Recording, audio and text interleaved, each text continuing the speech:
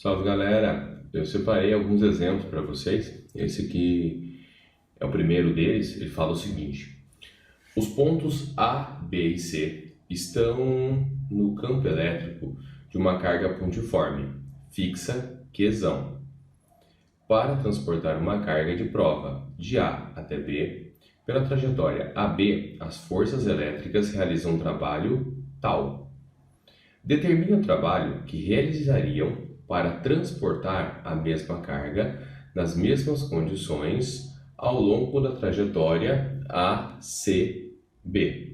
Então, beleza. Nós temos aqui que eu vou tirar essa carga Qzão aqui, tá bonitinho, tá? Através da relação da força elétrica com uma carga Qzinho, eu vou transportar essa carga Qzinho do ponto A até o ponto B, tá? E aí eu falei que o trabalho realizado de A até B, exatamente, foi chamado pela letra tal. Agora eu vou fazer a mesma coisa, só que eu vou tomar uma trajetória diferente. Então, como é que fica o meu caminho aqui? Vamos lá. Então, trabalho vai ser a perda da energia potencial, como já falamos. Dessa forma, de A até B, então, seria a energia potencial de A menos a de B. Se eu pegar do ponto A até o ponto C e de C até o B, a gente vai perceber que tanto o ponto inicial é o mesmo, quanto o ponto final também é o mesmo. E aí, pensando dessa forma, nós vamos ter aqui que o trabalho realizado tanto de um lado quanto do outro, ou seja, de A até B, ou de A até B, mesmo que passando pelo ponto C, vai dar o mesmo. Isso quer dizer para mim que exatamente não importa a trajetória. Se eu sair de um ponto inicial A e chegar no ponto final B, por qualquer caminho que eu possa tomar, eu sempre vou observar o ponto inicial e o ponto final. Se de A até B era tal, então de A até C e depois até B também vai ser tal. Resposta para mim, então, alternativa A. Segundo exemplo. O segundo exemplo fala o seguinte: uma carga pontiforme de 15 microcoulomb é fixada à origem de um sistema cartesiano ortogonal, imerso no ar. Então tá lá, meu par de eixos cartesianos, x e y, ambos em centímetros. Tá? Ele colocou a nossa carguinha ali com o valor de 15 microcoulomb. Determine a energia potencial do sistema quando se coloca no ponto A na posição 30 no eixo X e 0 no eixo Y, uma carga de 10 microcoulomb. Então lembra que a energia potencial é a interação entre as cargas, ok? Então eu vou colocar exatamente na posição 30, 0, tá? Uma carguinha cujo valor dela, agora Qzinho, é de 10 microcoulomb. Tá? Observando isso aí, eu vou ter ali a notação dos dados. Qzão vale 15 microcoulomb, que é a mesma coisa que micro 10 a menos 6 coulomb. Qzinho, 10 microcoulomb. Tá? Passando para a notação, 10 vezes 10 a menos 6 coulomb. A distância que vai ser entre Qzão e Qzinho vai ser exatamente de 30 centímetros, porque é só uma distância linear do eixo X, posição 30, e 0 no eixo Y, então diretamente. 30 centímetros, passando para o sistema internacional, 0,3 metros, que é a mesma coisa que 3,10 a menos 1. Ok, constante, novamente, 9,10 a nona, já falamos delas várias vezes, tá? Agora é só jogar na função. Se a energia potencial é K Qzão Qzinho dividido pela distância que separa as duas cargas, nesse caso eu vou ficar com energia potencial 9,10 a nona, que é a minha constante, Qzão 15,10 a menos 6, Qzinho 10 vezes 10 a menos 6, dividido pela distância 3,10 a menos 1 metros. Vou simplificar aqui, 9 com 3, tá? Vou juntar aqui 15 com 10, logo eu vou ter 9 dividido por 3, 3, mantive o 10 a nona. 15 com 10, 150. 10 a menos 6 com 10 a menos 6, 10 a menos 12. O 10 a menos 1 vai subir do denominador para o numerador, ele troca o sinal do expoente e fica 10 elevado à primeira. Logo, eu tenho aqui 3 vezes 150, 450, tá? E agora é só relacionar as potências, 10 a nona com 10 a menos 12 com 10 a primeira. Eu vou ter nesse caso, então, 450, 10 elevado a menos 2, tá? Colocando isso exatamente em notação científica, 10 a menos 2 vão dar 2 casas, logo eu vou ter que a energia potencial relacionada a essa posição no ponto A é de 4,5 joules. Essa daí seria a nossa opção A, tá? Agora a B, o que ele quer que a gente faça? A energia potencial do sistema, quando se coloca no ponto B, que se localiza numa posição 30, 40, ó, ainda é 30 no X, só que agora eu vou subir para 40 no eixo Y, a mesma carguinha, certo? Então, vamos deslocar ela exatamente para essa posição, tá? Que seria lá, posição 30, 40. Logo, a gente percebe que a distância que agora vai ter entre a carga Qzão e Qzinho também mudou, essa distância em diagonal, de um triângulo que vai ter 30 por 40, ó, 30 por 40, logo 3, 4, 5, 30, 40, 50. Primeiro ponto de observação. Então, nesse caso, essa distância x pode ser calculada por Pitágoras, né? X ao quadrado é igual a 40 ao quadrado mais 30 ao quadrado. Eu vou ter aí, nesse caso, que x é igual a 50 centímetros, ou no sistema internacional, em metros, né? 0,5 metros. Pronto. Agora que eu já descobri a distância, basta substituir novamente na mesma equação, os valores das cargas ainda são os mesmos, tá? Então, eu vou relacionar diretamente ali com as minhas funções. Feito isso, substituindo, minha constante continua sendo 9, 10 a nona, 15, 10 a menos 6 e 10 vezes 10 a menos 6 seriam minhas cargas, só mudou a distância, que agora é 5, 10 a menos 1. Vou simplificar aqui, 15 com 5, 15 dividido por 5 vai dar 3 para mim. 9 vezes 10, 90.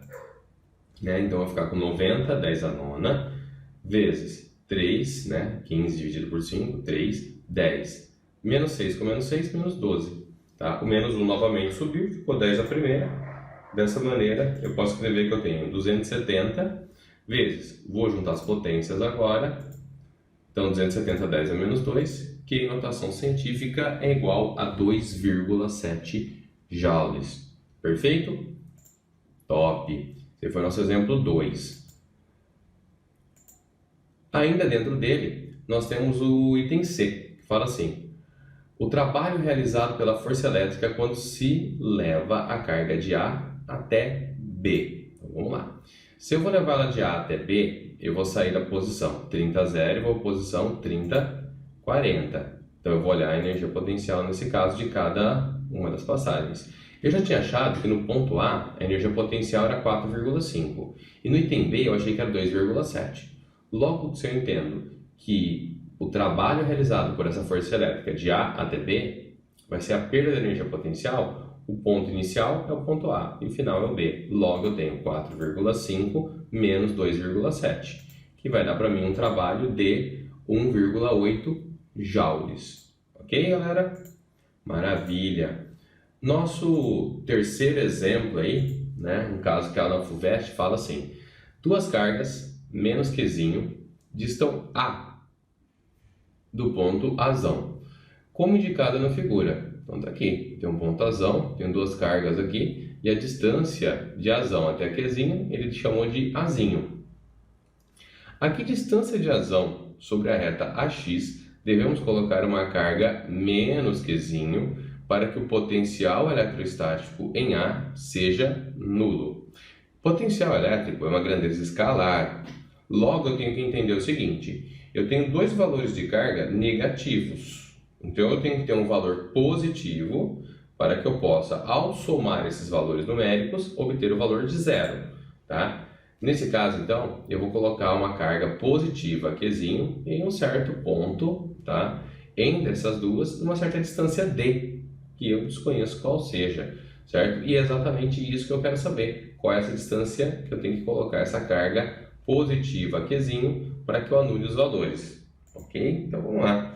A ideia: se eu somar o potencial gerado pela carga Qzinho negativo, tá aqui, mais o potencial gerado pela outra carga Qzinho negativa também, cuja distância deles até o ponto Azão é Azinho, mais o potencial gerado agora pela essa carga positiva que eu vou adicionar no sistema, cuja distância eu não sei o valor D, tá? esse valor tem que ser igual a zero, ok? Potencial eletrostático em A seja nulo. Então, zero é igual, aí ficou mais com menos, né? Menos, passei aqui para frente, mesma coisa eu fiz aqui, mais com menos, passei o menos para frente, mais com mais, mantém-se o mais.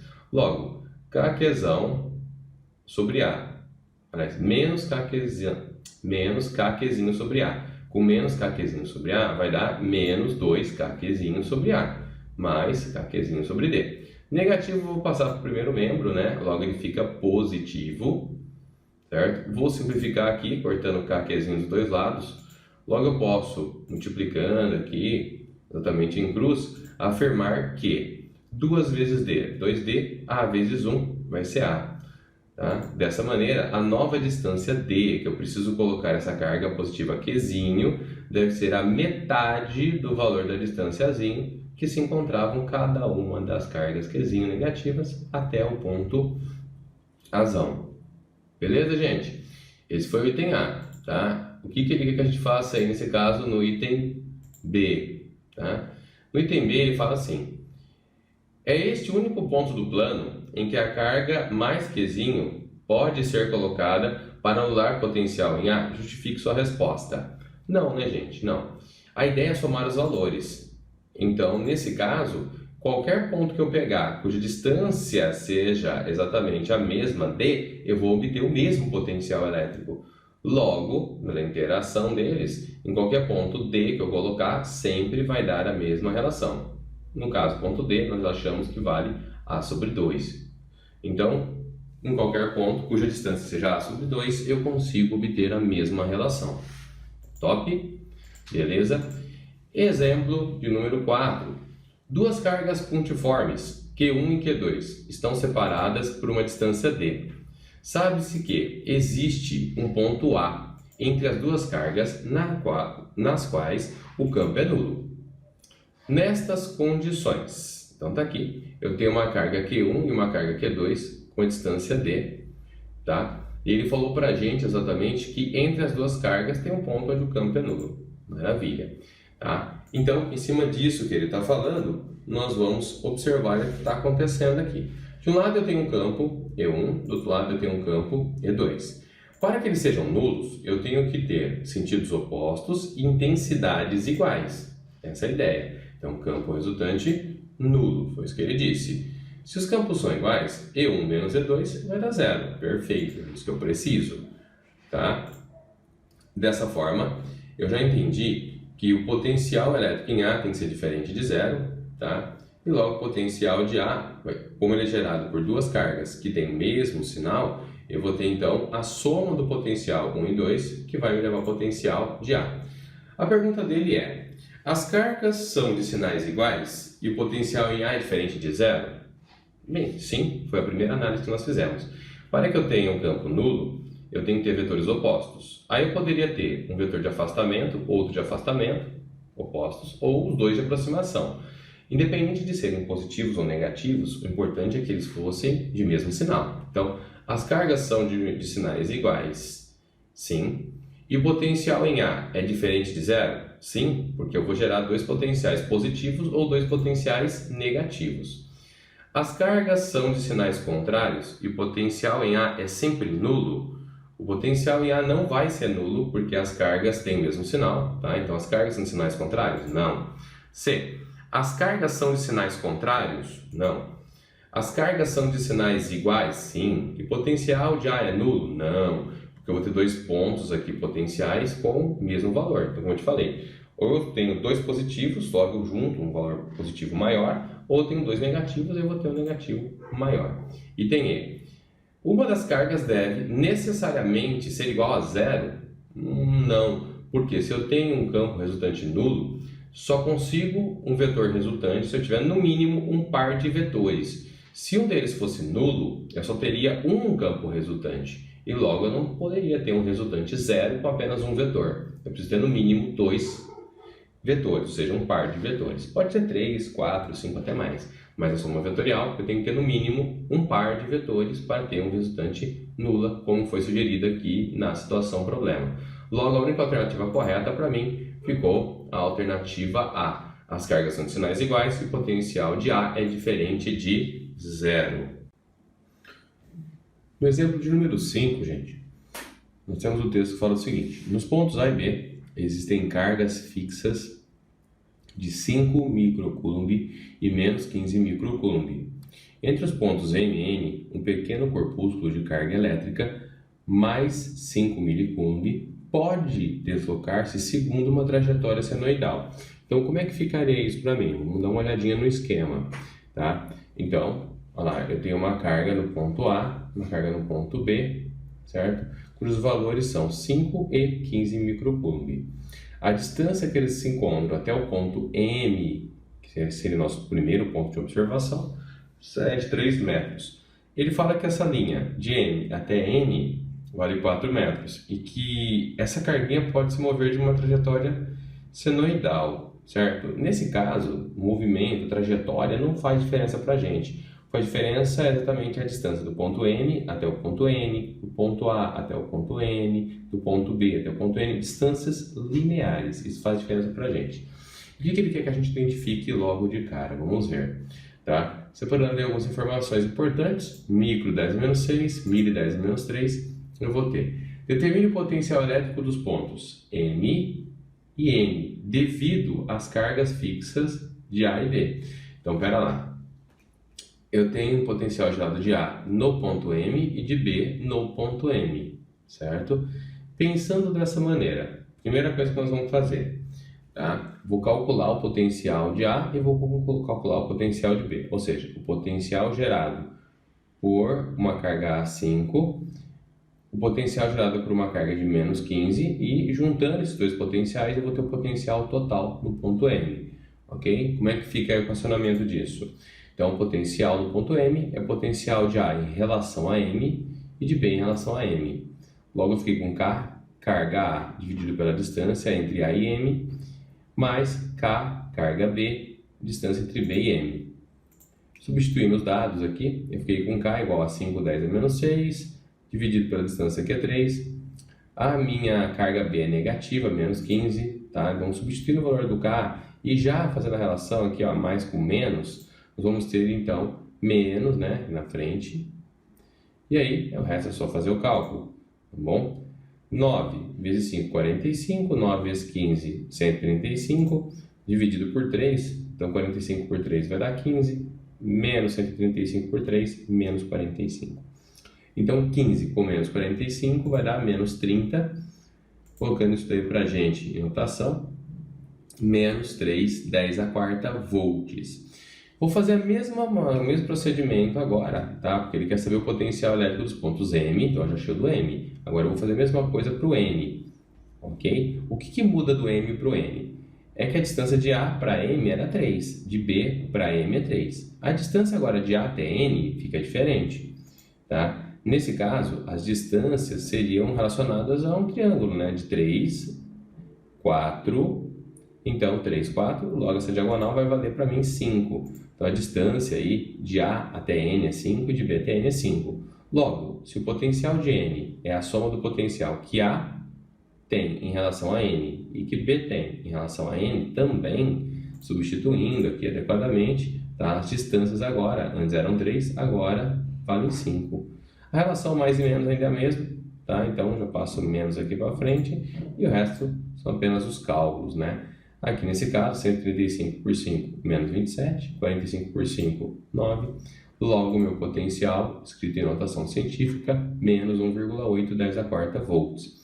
Essa foi a pergunta A. E na pergunta B? Determine o trabalho das forças elétricas no deslocamento do corpúsculo entre M e N. Então, ele quer saber o trabalho dessa força elétrica. Logo, eu tenho que o potencial de M era menos 3,10 a quarta volts. Em N, menos 1,8, 10 a quarta. Eu entendo que o trabalho realizado entre M e N vai ser o valor da carga elétrica que vai se movimentar de M até N, tá? Vezes a diferença de potencial, no caso, entre M e N. Essa carguinha, para mim, é a de 5 milicoulomb. 5, 10 a menos 3 coulomb, né? Substituindo, então, 5, 10 a menos 3, os potenciais, respectivamente, de N e de N, né? Lembrando que menos, né, com menos vai dar mais, né? Então, menos 1,8 com menos, mais 1,8.